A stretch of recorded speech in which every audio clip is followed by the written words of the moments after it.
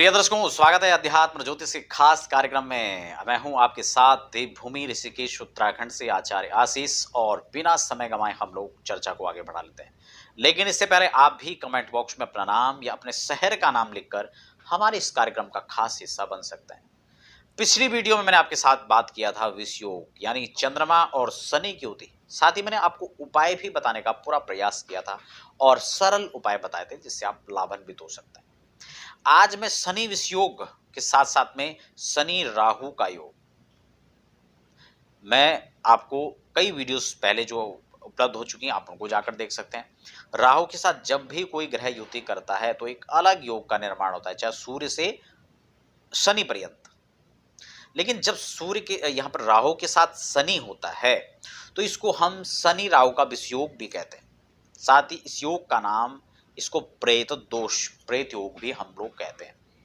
ये प्रेत दोष और पितृ दोष दोनों को भी ये यहां पर कहीं ना कहीं इंगित करता है। लेकिन अगर जन्म कुंडली के अंदर ये योग है तो इसके क्या इफेक्ट होंगे, साथ ही हम साइड इफेक्ट की बात करेंगे, इसका दुष्प्रभाव दुष्परिणाम पर भी हम चर्चा करेंगे। लेकिन इसका खासकर कुछ लक्षण पहले मैं आपको बता देता हूं। राहु शनि के साथ युतिगत संगत आधार कहीं पर है या फिर दृष्टिगत कहीं, ऐसे में व्यक्ति कहीं ना कहीं ठहराव की स्थिति में आ जाता है।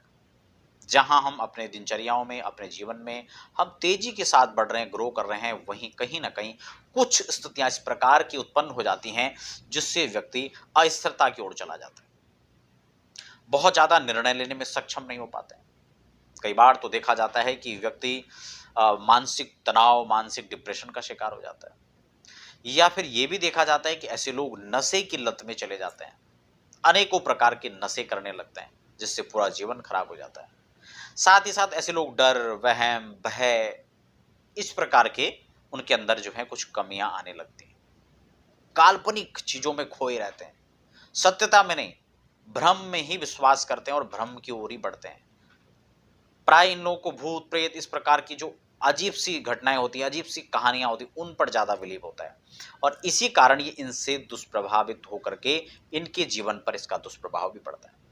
तो दर्शकों, यदि इस प्रकार की स्थिति सिचुएशन कोई आप कुंडली में बन रहा है तो आप इसके उपायों को सुन सकते हैं, समझ सकते हैं और इससे अपने जीवन में खुशहाली को ला सकते हैं। पुनः आप अपनी अच्छी तरीके से फिर आप जो है अपने जीवन को स्टार्ट कर सकते हैं।